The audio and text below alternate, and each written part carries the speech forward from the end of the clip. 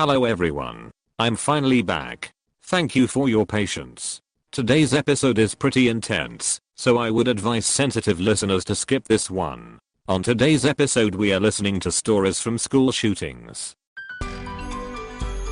Reddit Readings, Episode 44. People who have survived school shootings. What was it like?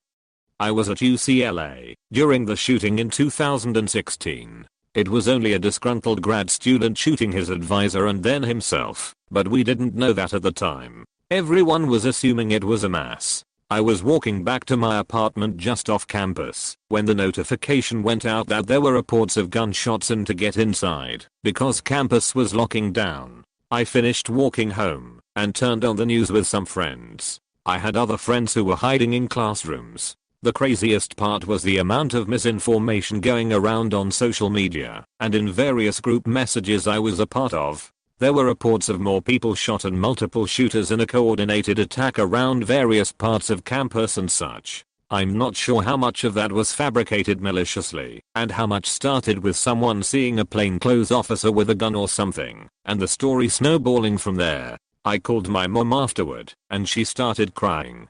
She said she hadn't called me sooner because she didn't want my phone to ring in case I was in hiding.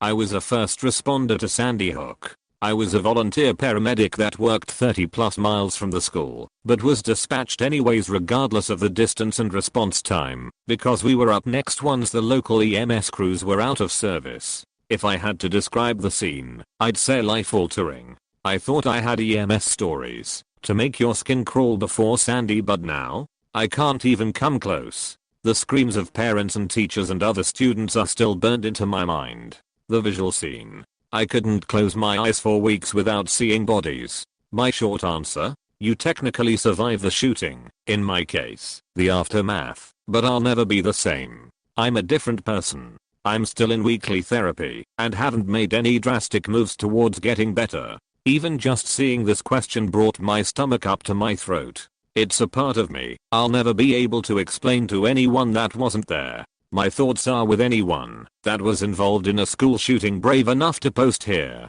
Peace be with you all. Survivor of the SHS shooting here. I was 9 at the time and in 4th grade. I was in the gym and we were just going through the normal routine. That is the gym teacher explaining the activity and us participating. I remember it was rope climbing that day and I was so excited. All of a sudden we heard a loud bang noise and everyone looked towards the door. At first we shrugged it off as the janitor dropping something in the hallway, but after the second and third bangs we were ushered into the corner and told to be very quiet while my teacher ran and locked the doors. We were confused but unbothered at first, but the longer it went on the more worried we became. The loudspeaker crackled on, and we heard muffled voices and muffled bangs, then silence. Years later I was told it was our principal and the office staff trying to warn us, but were killed. By now we were all silently sobbing and holding hands. I remember being very scared, but not entirely sure of what. Of course, a school shooting was not the first thing on our minds. Eventually my teacher told us to crawl across the floor and into a supply closet where we sat terrified until SWAT and police officers opened the doors and helped us out. We went out one of the back doors and walked the drive to the firehouse where our parents picked us up and took us home. That experience has changed me forever, and while the effects I had initially, nightmares, anxiety, etc., have lessened, I still feel them. I and many others suffer from PTSD, and I don't think a day goes by where I don't think about it. While I did not know everyone who passed personally, I have seen the toll it took on my community and feel for their families and friends deeply. R.I.P. angels, you are loved. I hid in an apartment closet for a few hours with some girls I barely knew because I met them by yelling "There's a shooter on campus" at them. We sobbed and texted our loved ones until police escorted us out of the building after catching the guy.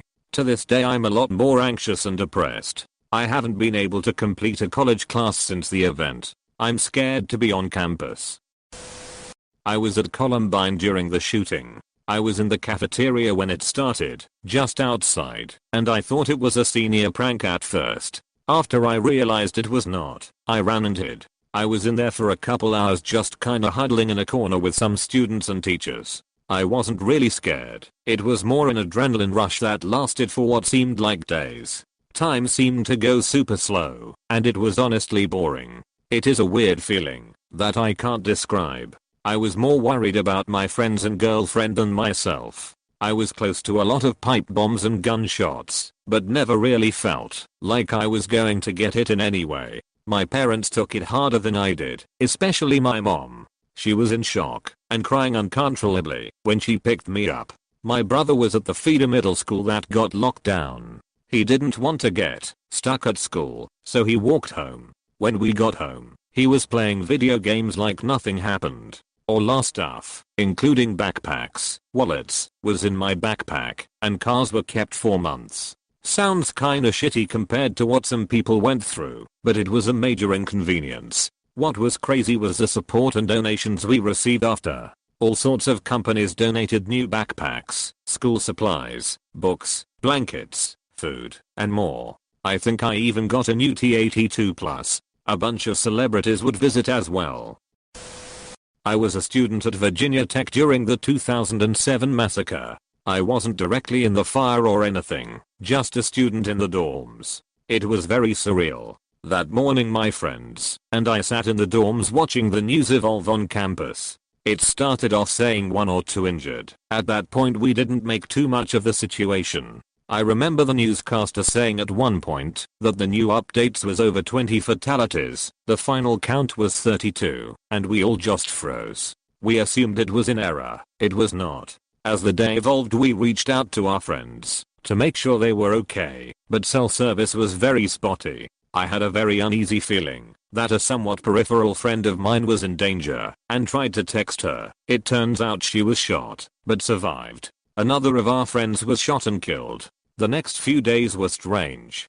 Classes were cancelled, and many left the campus. President Bush came to speak to us, but I'm sure even he felt helpless with not much to contribute. Eventually, they cancelled the remainder of classes and exams for the semester, and we left for the year. The summer was difficult. At my summer job people kept trying to talk to me about the shooting, both coworkers and customers. I don't know why, but I felt okay discussing it with fellow VT students but nobody else, including my other friends and family. I eventually quit that job and got a new one, not telling anyone I was a VT student. Returning to school felt surreal. We did a lot of school spirit activities at football games, we are Virginia Tech, etc., but it was definitely a different atmosphere. I felt very uncomfortable in lecture halls, and whenever my mind went blank I imagined a shooter coming in and killing us. That feeling still persists sometimes. In large groups I'll start thinking about a mass murder occurring.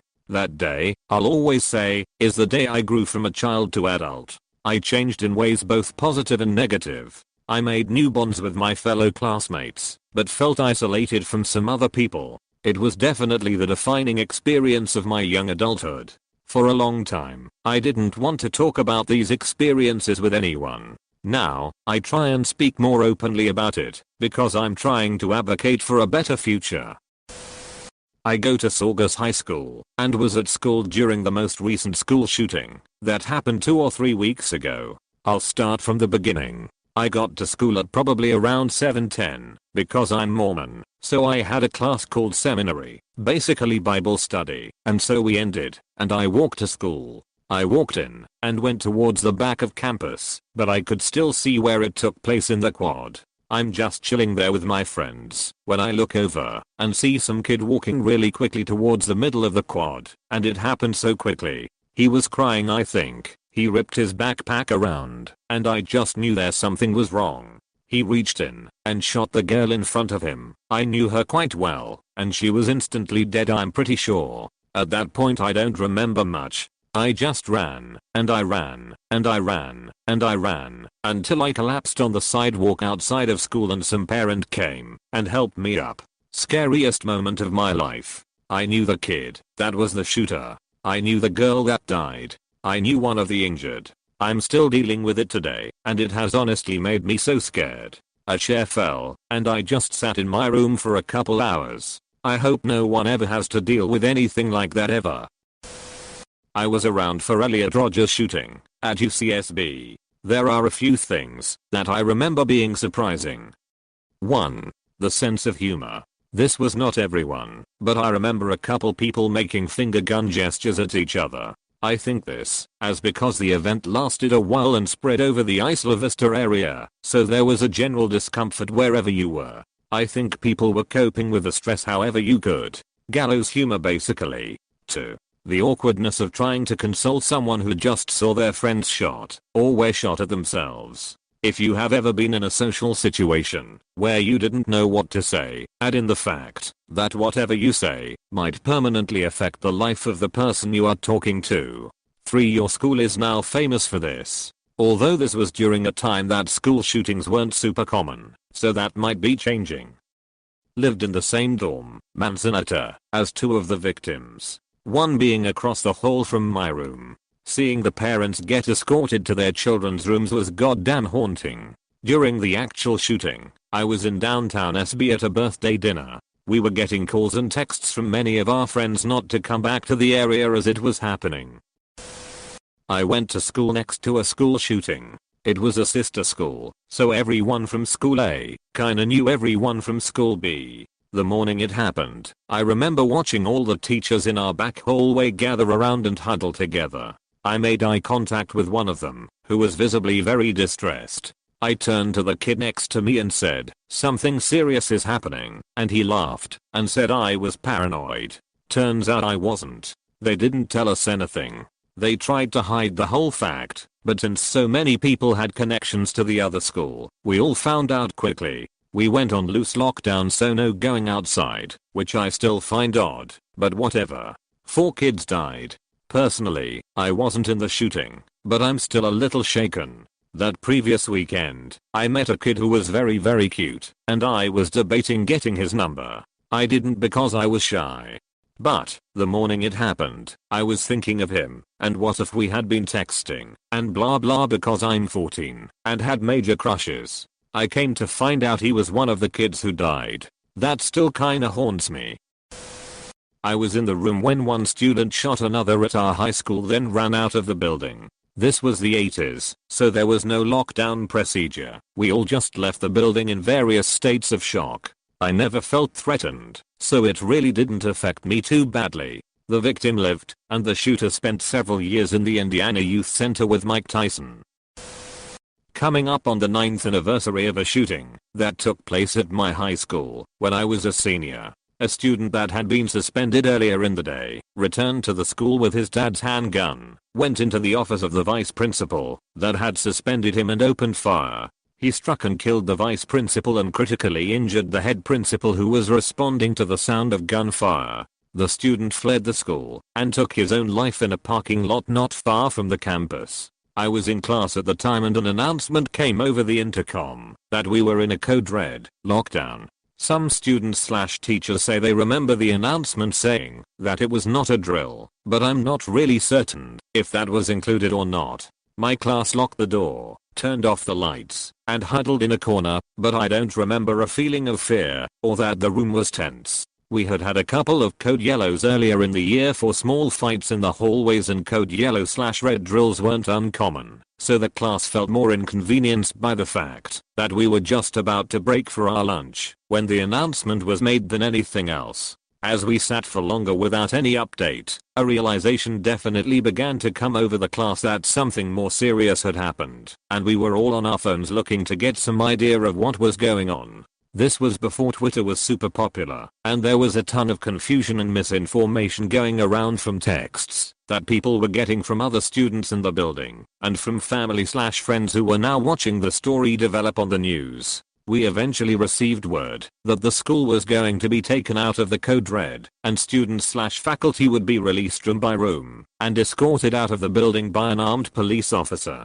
We waited what felt like hours. We'd missed lunch and the room was restless, and finally received the knock on our door to indicate we were leaving. The officer walked us out the back of the school and through a parking lot that led to a church that neighbored the school. I met up with my parents and went home to watch my school on the news. Later that evening I went to dinner with some friends to just spend time with one another, and we got word, while we were there, that our vice principal had passed from her injuries. We finished our meal in silence, paid our check, and went to the school for a candlelight vigil. There had to have been 400 plus people with candles and homemade signs, and people just took turns praying and speaking to the crowd. Nothing planned or officially organized, just an opportunity for people to hurt together. It sounds cliche when people say I never thought it would happen here, but that really is the only response that makes sense after something like that happens. I remember an intense sadness in the days that followed and cried more than I ever had before or since. When I think back about that day, I like to remember the kindness of the community at the candlelight vigil, and the posters of support from neighboring schools that lined the main hallway of the building for the next month.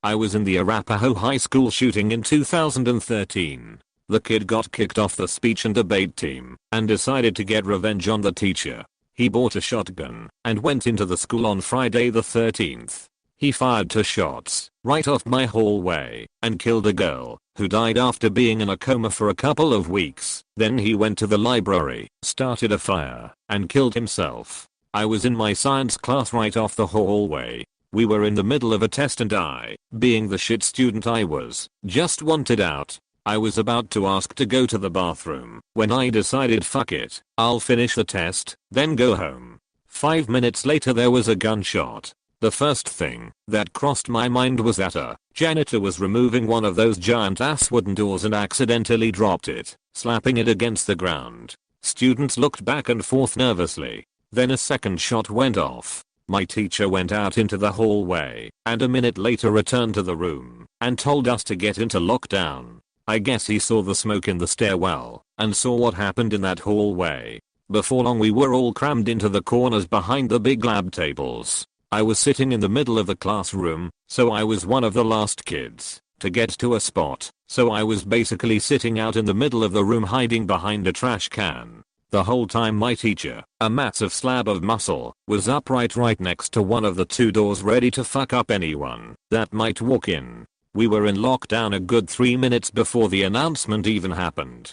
We sat there for what felt like hours before the fire alarm went off. I'm assuming this was the fire started in the library. Then even longer, and we began hearing voices down the hallway. My teacher looked right to me, in the middle of the room, with a nervous look in his eyes. Finally, cops/SWAT showed up. They tried the door and my teacher jumped and looked at me again, who was giving a violent nod and a thumbs up. They cleared the hallway before asking us to open the door. We all got pat down upon exiting and sat out in the cold on the track field for a couple of hours before being bussed off to a local church. I remember texting my parents and sister that I loved them, and funnily enough I remember making jokes to my mom. Cause I bet she was more scared than I was, which was pretty fucking scared. For the rest of the month we had a long winter break. When we all got back things seemed really cool. Everyone was closer to each other and supportive. As the year went on things went back to normal, the usual bullying and other shit, so I went to online school. Thank you for listening to Reddit Readings. If you enjoyed this episode, consider subscribing and leaving a rating.